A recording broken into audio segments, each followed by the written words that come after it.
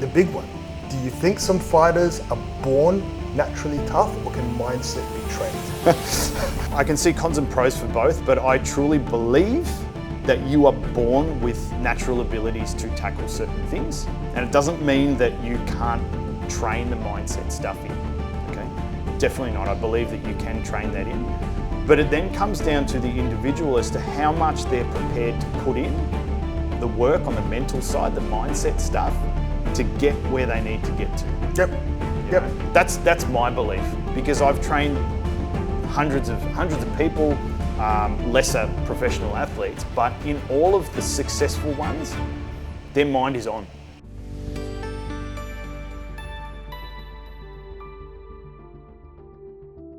Guys, welcome to another episode for the Fighter's Mindset.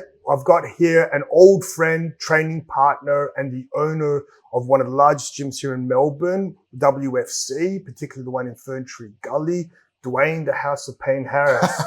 Thanks for jumping on board, brother. Thanks for having me, mate. Today, we're going to be chatting about everything regarding to do Dwayne's own career as a fighter, his incredible career now as a coach, and also growing such a big business and establishment, and how mindset taps into all of that. So let's tackle it off with your own fighting career, bro.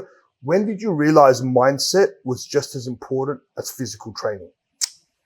For me, I think my mindset was always positive, always wanted to win at any cost, no matter what discipline. And that started at a very young age, from running, athletics, football, basketball, all that kind of stuff. Progressed into martial arts, and finished with my Thai career. I think a big pivotal moment for me, though, was when I first started Muay Thai in my early 20s. I transitioned from Kyokushin Karate to Muay Thai, and I wanted to compete on the same level as my teammates. You know what I mean? Yeah, the competitiveness. 100%. 100%. You want to be the best. Not that, you're trying to overshadow your teammates, but fuck, if they can do it, I want to be able to do it too. What do I need to do, right? I need to mimic the successful people at this sport and do everything I can to get myself to that level. Without mindset, that doesn't happen, right?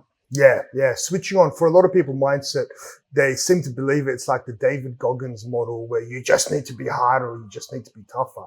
But even stuff like learning, putting your mind to actual good use, really switching and becoming online with what you're doing is such a powerful element. How did you handle nerves, fear, and self-doubt? Did you have any rituals or mental strategies that you used to use? Nerves always played a big part in me fighting. I think with everyone. Like, 100%. If you're not scared, you're lying to yourself or someone. Yeah. Like, I mean, I was always brave and I wanted to do it and I wanted to get in there, but there's always that lingering thing, because it is such a fucking risk. Yeah. And you got to question, have I done the right prep? Am I fit enough? Am I this? Am I that? But for me, it was coming into fight week. I just needed to be comfortable with, yes, I've done everything that I possibly could. I'm going to take this on and I'm going to come out the winner. And I always focus. Even if I didn't have a specific opponent in my mind, through my training, I was focusing on someone being in front of me. Yep. So whether I'm sprinting on the treadmill or smashing pads or whatever it is, there was an opponent in my mind that I was defeating in the ring. Yep. So I was visualizing the whole time. Yeah. You know what I mean? It's such a crucial element. I think a lot of people show up to training and they just get lost surviving in training. Whereas the whole time you should be like, you're fighting every single moment of training. Yep. You've got that opponent in front of you. Yep. Even if you want to go that next level up and your opponent is the version of yourself yesterday that you're beating and defending, or whatever it might be, you're not just showing up and going through the rounds. No, incredible you need purpose. Approach. 100%. 100%. How do you develop mental resilience in your fighters? What strategies do you use? For me personally, when I'm coaching my guys, it's probably a twofold question. So one part of it is definitely having the conversations with them. If I do see that they're struggling, and you can see an athlete is exhausted. You can see if they're by their facial expressions, they've given up. You know what I mean? And it's we always say, if we can see it in you, it's over. 100%. 100%. If I can see it, your opponent can see it. So you need to change your facial expressions. You know, you need to be poker faced. It's so true. It's so right? true. So sometimes, you know, look, it's having those conversations with them and figuring out if there is an issue and working through it. But also what I do is I will put the guys through physical tests, if you like, when I know they're exhausted or something specific to challenge them. And like we were discussing before this, a lot of the ways and training methods that we did when we were coming through, like they're so outdated and they're so unnecessary. And if anything, sometimes they disadvantage the athlete because you're overworking them, right? But that builds such a mental toughness to be able to get through that stuff. It's something that I do apply to my guys. You know, if they're exhausted or at the end of a session, I can see they're done. No, give me another 20 more or 100 knees on the bag or whatever it is. Yep. Because I want to see that you can give me that. Yes. You know what I mean? Yeah, definitely. You know, it's interesting because you're definitely right. There's a science to peak performance. Yep. And if you overtrain, like the Thai styles in Thailand, if you overtrain, that definitely affects performance. Definitely. But the most important part and the concept of pushing them past their limit and being able to implement the poker face, everyone who's fought and has had a hard fight, I mean the ones where you're in the trenches, you've been hurt, you've had an 8 count, your legs are dead, you're like hanging on by a thin thread. That's much harder than any training session. 100%. And if you're able to implement poker face, there's a 3-part effect that has. First of all, you build that confidence because your brain doesn't give up. Second of all, your opponent doesn't see the exhaustion in you. Third of all, the judges don't see you fucked. Like applying that poker face in the absolute worst moments when you feel like you're going to fall apart, plays such dividends to the actual success and result. Definitely. So strategically destroying your fighters is a very important element, not for their physical performance. You could put that into a sports science bro and they're like, oh no, that doesn't hit peak performance.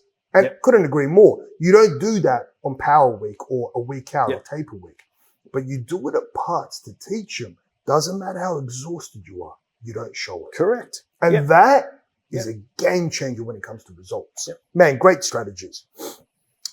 The big one. Do you think some fighters are born naturally tough or can mindset be trained? This is controversial. It always is. 100% it is. And listen, again, I can see cons and pros for both, but I truly believe that you are born with natural abilities to tackle certain things. And it doesn't mean that you can't train the mindset stuff in, okay? Definitely not. I believe that you can train that in.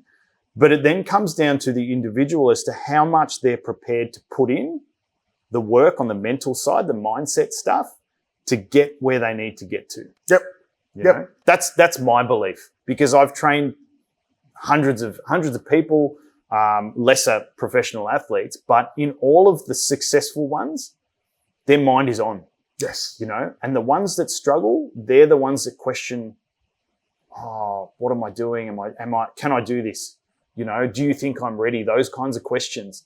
Whereas the ones that believe in themselves, whether they're 1 fight or 50 fights, fuck yeah, let's do it. Do you know what I mean? And you can see that. You can see that. But it doesn't mean that one is any less than the other. It just means you've got to put in more work. So there's a really interesting aspect to look at it. The guys we get in our gyms that we consider tough, that are born with it, 9 times out of 10, they've been through a very difficult life. And that's what's made them tough and resilient. So they've had hard battles before. So when they show up in the gym, they already know how to tackle that toughness. So technically, they've had that toughness built into them because of their life. On your point and my opinion, and I want yours as well, is when someone comes in and the difference between someone who's questioning whether or not they can do it or whether or not they want to do it versus someone who goes, fuck yeah, give me everything, comes down to their why. If their purpose, their why, their reason why they're in here isn't that driving force in them, then they will break under pressure. You're absolutely right. Absolutely right. And I've had that exact same conversation. you know, with athletes that are like, oh, I just don't know whether I want to fight. I don't know if I'm good enough. I don't feel like I'm improving. And I turn around and go, well, why are you doing this? Yes, 100%. Why are you putting yourself through it? You need to go away and think about it and come back to me with an answer. That's the number one step towards developing mindset. Yeah. Because you can't develop toughness, resilience, hard working to anyone if their reason isn't strong enough. Yeah. And they can't develop that by us telling them what it is. They really need to have that burning desire. So when you tell them 200 more needs when they're about to fall apart, their will, their why, their determination is so much stronger than their suffering. Yeah. So that's where I always debate people. Can mindset be trained if the why is strong enough? Definitely. Yeah. But it's the why. You're spot on. That needs to be put into a lot of people. Yeah, agreed. Definitely. Like it's always this kind of things where like, we know being in this environment, there's people that are just tough. Yeah. But then you're like, how did you become tough? And they tell you about their childhood. And you're like, all right, cool. Yeah. Like Muay Thai is nothing compared to your life. Yep. And that's where a lot of people, I think, for the ones that Muay Thai can absolutely develop, the softer, sweeter, gentler people, if they can develop their why, then that mindset and toughness can absolutely be trained as well. What is the best mindset lesson you've learned as a coach that you wish fighters understood? I think as a coach, look, your body can do anything that your mind will tell it, but it's getting that message across to them. You know, oh, I can't do this technique, or I can't do 5 rounds, or I can't fight that person because they're ranked number 2 or whatever. It's like, yes, you can. You got to believe in yourself. Yep. And you got to be able to project that in your training and in your fighting. Yep. You can do it. Yep. Your body will do what your mind tells it to. Yes. 100%. You know, it's interesting. We talk a lot about the mind controlling the body, but a lot of people don't understand that we're also separate to our mind. We have the choice to control our mind. Yep. And the best analogy I always use, if we went to turn on a movie today and the guy was the number 1 and he stayed at number 1 and he never had a challenge and he never had a hard fight and he never lost, he'd be bored in that fucking movie. Definitely. Every single movie that we love watching is the underdog going through struggles, getting losses, getting beaten down. Why do you think the Rocky movies were so great? 100%. We just saw him keep getting back up. Yep. And that's what that aspect of what we do is so important. Yep. Making sure that when we're looking to be the main character of our movie, understand the most exciting and epic movies are the ones where you're the underdog. You're the underdog. You come in struggling. Yep. No one gives you a chance. You get beaten. And then you come back as the champion. We're sick of twisted like that. That's the shit we want to watch. Let's talk over now to you and I, and I'm sure a lot of the club owners here know, the hardest fight of them all, running a business. Yep. The mindset involved in running a business, and how important is mindset for running a gym, a coaching business, and what mental challenges have you faced? Man, it's probably the number one thing, right? For everything, that's the common theme. Well, exactly right. If you're, running a business on whatever scale, you're putting in time, you're putting in money, you're putting, for lack of a better way of putting it, you're putting your balls on the line for some kind of return and lifestyle, right? Yeah. And if your mindset isn't 100% on and focused on that business succeeding, then you're going to fail. Yeah. We were just having a chat about this before as well. And it's interesting how many club owners I work with, well, actually the ones I choose not to work with, where they always complain about the fighters not coachable. Yeah. And I'm like, dude, as a business owner, you're not fucking coachable. Like, you don't want to change. You don't want to level up. You don't want to improve. You just want to stay at an amateur and then complain why you don't get the world title shot. Yeah.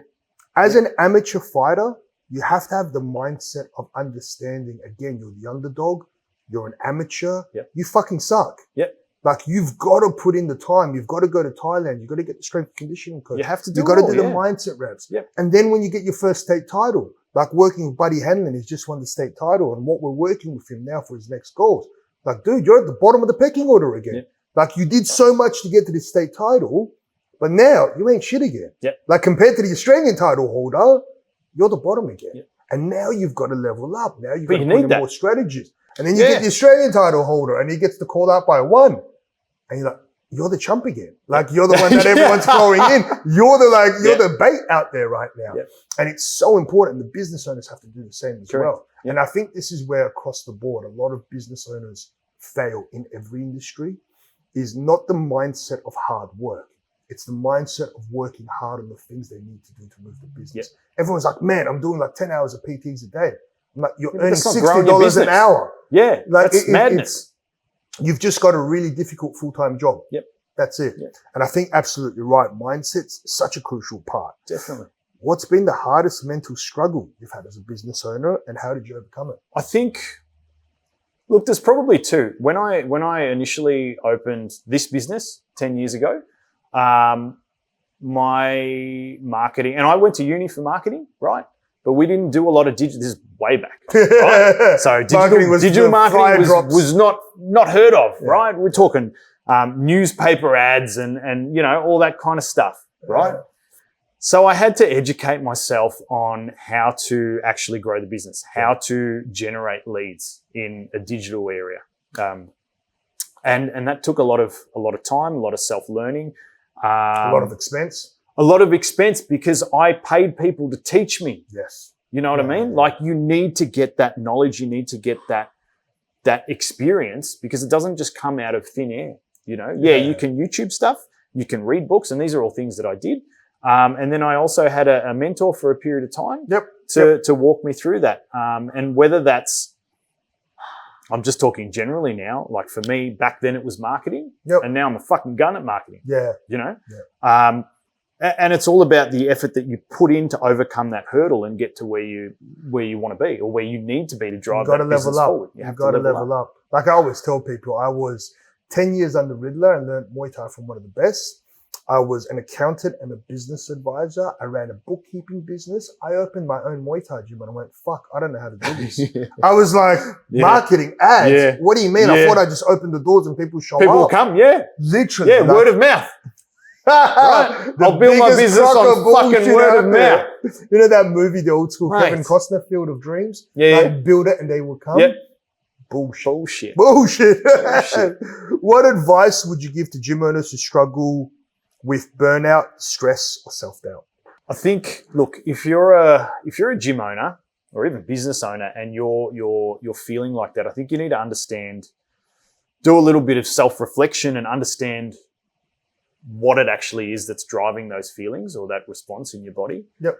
And then take some steps to fix it. And you kind of liken it to your fight career, right? If you're fighting, you're in the ring and you're getting dominated in the clinch because you feel like you're not strong enough, what are you going to do? Yeah. I'm going to go find a strength coach.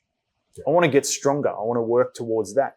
It's the same in business. If your marketing's not working, then find someone who can teach you about marketing. Yes. You know what I mean? If you're feeling like flustered and you can't drive your business forward or you're not good enough or whatever, maybe it's your mindset. Yeah, absolutely. You know, then find a mindset coach. I know a good one if you want Thanks recommendation. For the plug, bro. Thanks for the plug. But seriously, like these are things that, you know, you can't, when you're first starting out, people tell you, oh, you got to wear all the hats. And you know what? You and I both did that for a long period of time. But then you have to. Yeah, when you're at the bottom, yeah. But ultimately you do burn out. Yeah. And then you go, okay, I need to start finding some experts in different areas and divvy out these jobs so I can focus on what's going to make my business grow, not fucking holding pads because it's not going to do it. It's not going to do it. Nah. How do you balance being a coach, business owner, a family man, and still maintaining your own growth? A lot of the balance comes from me, at least with this business and where the gym is at the moment. I've got a really great team around me. So I've got my staffing team, I've got my coaching team, I've got my fight team, and they all contribute in some way, shape, or form. Whether it's coaching, it's assisting, it's running boot camps, intro programs, those kinds of things, or just lifting the culture within the club. Yeah, of course. Yeah, I'm able to hand off some of that stuff. I've got a young family. I've got 3 kids under 10, so it's important for me also to be at home for a period of time in the evenings. And without the help and support, and it works both ways, right? You know, I give you a role, I train you to fight, I corner you, we do this, we do that. You give back to the club, help some of the juniors come through, you know, it's give and take. And it's assigning roles for those things that you need help with to allow you to do some of the other things perhaps in your personal life or business.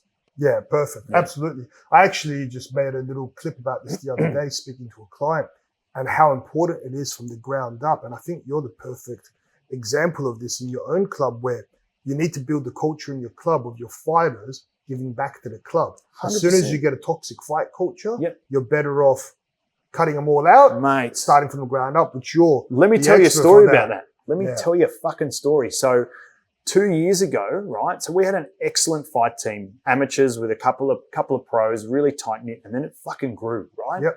Because all my students kind of came up together. They all wanted to fight, and we had a mixture of girls and boys. And all of a sudden, this one's fighting with that one. Fucking, I don't want to partner with them. It just fucking like imploded. That's my bag. You can't be on that bag. You know what I mean? And like, you'd come into the club and I'd run my fighters and advance together, and all the fight team would be in one corner and all the other students would be in one corner. There was a fucking wedge between them. Yeah, I had that at Diesel. Yeah. Man, I spoke to them and I was like, you know, this is no good, right? Nothing changed though. Yeah. Then I was like, I got to the point where I'm like, you know what?